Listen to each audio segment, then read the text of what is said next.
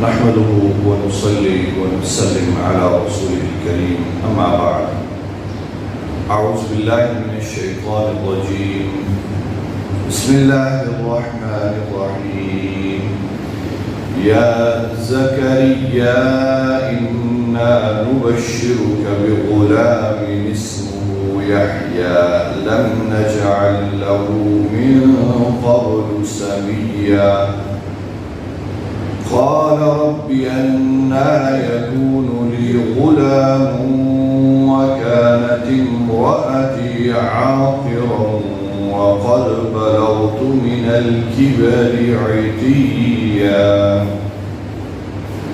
صدق الله العظيم. سورہ مریم کی آیت نمبر 7 اور 8 دو آیات آپ کے سامنے تلاوت کی.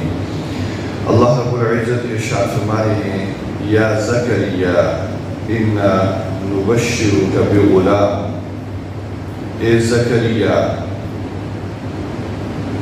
یقیناً ہم تمہیں ایک لڑکے کی خوشخبری سناتے ہیں.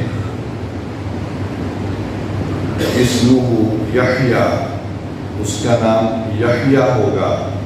لم نجعل له من قبل سمیہ، کہ ہم نے اس سے پہلے یہ نام کسی کا نہیں رکھا.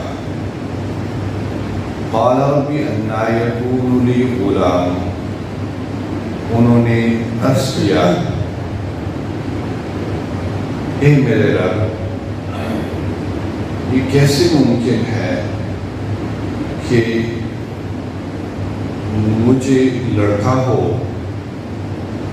وَكَانَتِ امْرَأَتِي عَاقِرٌ، جبکہ میری بیوی بانجھ ہے. وَقَدْ بَلَغْتُ مِنَ الْكِبَرِ عِتِيًّا، اور میں بھی بڑھاپے کی انتہا کو پہنچ چکا ہوں. گزشتہ آیات میں حضرت زکریا علیہ السلام کی دعا کا تذکرہ کہ انہوں نے اللہ سے بیٹے کے لیے دعا مانگی، تو اللہ رب العزت نے اس دعا کو قبول کیا اور حضرت زکریا علیہ السلام کو بیٹے کی ولادت کی بشارت سنائی.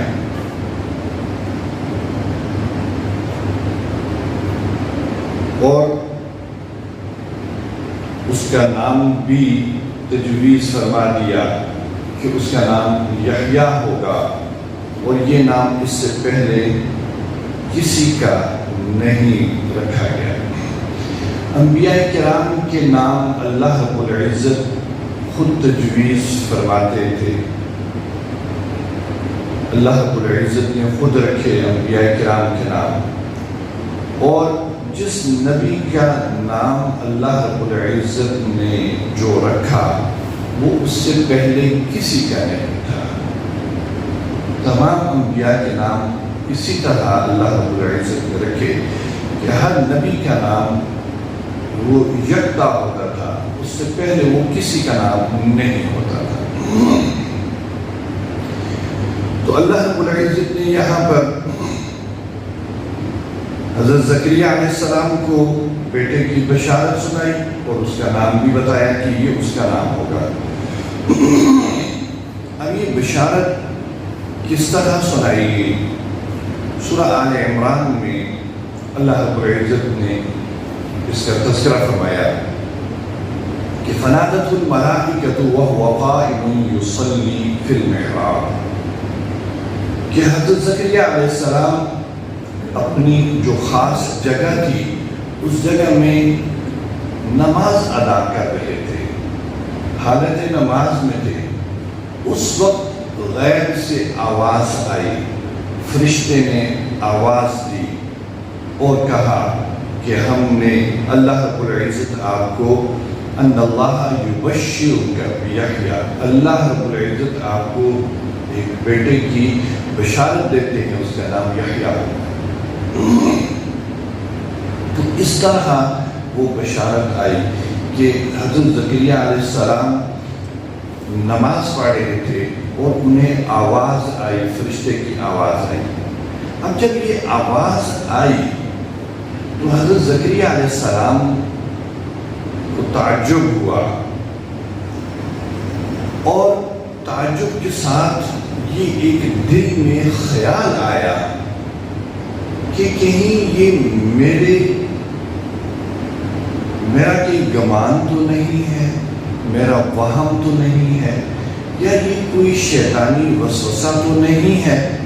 تو اس کی تصدیق حضرت زکریا علیہ السلام نے کی اور عرض کیا، قال ربی انا یکون لی غلام۔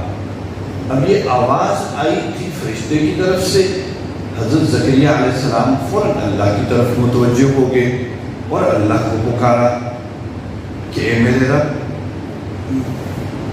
بیٹا کیسے ممکن ہوگا کہ اس کے اسباب نہیں ہیں، جو اسباب اور جو ذرائع ہیں وہ ختم ہو چکے ہیں۔ وَكَانَتِ امْرَأَتِي عَاقِرٌ، حضرت زکریا علیہ السلام کی بیوی پہلے سے ہی بانجھ تھی، شروع سے بانجھ تھی، ان کو اولاد ہی نہیں ہوئی۔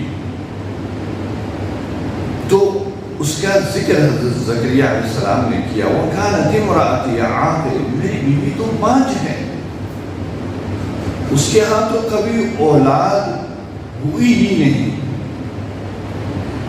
وَقَدْ بَلَغْتُ مِنَ الْكِبَرِ عِتِيًّا، اور میری بھی حالت یہ ہے کہ میں اب بڑھاپے کی انتہا کو پہنچ چکا ہوں، اب وہ امکان نہیں ہے، تو یہ بیٹا کیسے ہوگا؟